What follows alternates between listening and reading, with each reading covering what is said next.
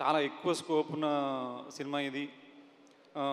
అలాగే చాలా తక్కువ టైంలో అంటే చాలా పెద్ద స్పాన్ ఉన్న సినిమా, చాలా ఎక్కువ ప్రీ ప్రొడక్షన్ వర్క్ చేయాల్సిన సినిమా ఇది. అట్లాంటిది నాని గారి ప్రొడక్షన్లో నేను గమనించింది ఏంటంటే, అంటే ఇంత హెవీ స్పాన్ ఉన్న సినిమాకి చాలా ఎక్కువ టైం తీసుకోవాల్సిన సినిమాని ఇంత ఫాస్ట్గా చేయడానికి కారణం ఏంటంటే, అది ఒక నానిగారి ప్రొడక్షన్ హౌస్ వల్లే సాధ్యమైందని నేను అనుకుంటున్నాను. ఎందుకంటే ప్రతి ఒక్కరిలోనూ ఒక పాజిటివ్ ఎనర్జీ ఉంటుందండి. ప్రొడ్యూసర్స్ దగ్గర నుంచి కిందున్న ప్రొడక్షన్ బాయ్ దగ్గర వరకు ప్రతి ఒక్కరూ అంటే ఎవరిని ఎవరు మోటివేట్ చేయాల్సిన అవసరం లేదు. నేను నాని గారిని ఒక విషయం కూడా అడిగాను, సరే ఈ మూవీ చాలా పాజిటివ్గా అంటే చాలా డిఫరెంట్ స్టేట్స్లో జరిగిందండి మూవీ. సెకండ్ హాఫ్ అంతా ఒక పెద్ద సెట్ వేసి చేసాము. అంటే చాలా స్ట్రగుల్స్ ఉంటాయన్నమాట.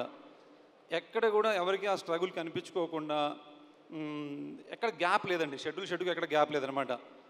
అలా జరగడం అనేది చాలా చాలా కష్టం అనమాట. ఎందుకు అంటే నేను నాన్నగారిని అడిగాను, సార్ అంటే ఇంత బాగా జరిగింది కదా, మీరు ఒక ప్రొడ్యూసర్గా మీరు ఎలాంటి మోటివేట్ చేశారు లేదంటే ఏంటి అని నేను ఒక అడిగానండి. నాన్నగారు ఏం చెప్పారంటే, నేను ఏమీ చేయలేదు, నేను యాక్టర్ పాత్ర ఎక్కువ పోషించాను, ప్రొడ్యూసర్గా మొత్తం ప్రశాంతి గారు మిగతా వాళ్ళు చూసుకున్నారు, నాకు ఎటువంటి సంబంధం లేదని చెప్పారు. అంటే అది సంబంధం లేదంటే జరగదండి అలాగా.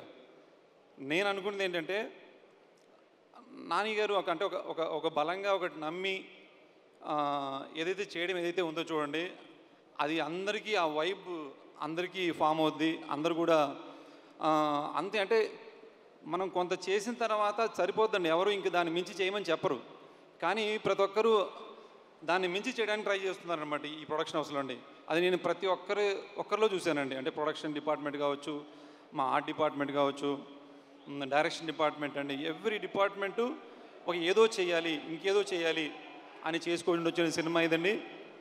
అలాగే దీంట్లో నా వర్క్ పరంగా వచ్చేసరికి, నేను జనరల్గా చాలా సినిమాలు చేసినప్పుడు ఆ సినిమాలు రిలీజ్ అయిన తర్వాత కొంత గ్యాప్ తర్వాత ఆ సినిమాలు చూస్తే ఇంకేదో బెటర్గా చేస్తుంటే బాగుండేది అనిపిస్తుంది. అది ఎప్పుడూ ఉండేదండి, ప్రతి సినిమాలో ఉండేదన్నమాట. కానీ ఈ సినిమా వరకు వచ్చేసరికి అది రాకూడదు, ఎప్పటికీ ఒక స్టాండర్డ్స్ ఉండాలన్న ఉద్దేశంతో చేయడానికి మోటివేట్ చేసిన కథ ఇది. దానికి సాను గారు అండి, డిఓపి సాని గారు. ఇంకోటి అంటే సాను గారు దీనికి డిఓపి చేస్తున్నారని తెలిసినప్పుడు నేను ఇంకా ఎక్కువ ఎక్సైట్ అయ్యానండి. సాను గారి వర్క్ ద్వారా ఎవరు ప్రొడక్షన్ చేంజ్ చేసినా కూడా అది వాళ్ళు చేసిన దానికన్నా ఇంకా డబుల్ ఇంపాక్ట్ అనేది వస్తుంది, అంత డీటెయిలింగ్గా ఉంటుంది.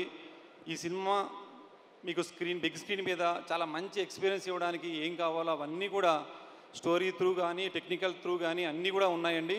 కానీ ప్రతి ఒక్కరూ దీన్ని థియేటర్లో చూసి ఎంజాయ్ చేస్తారని కోరుతున్నాను. Thank you.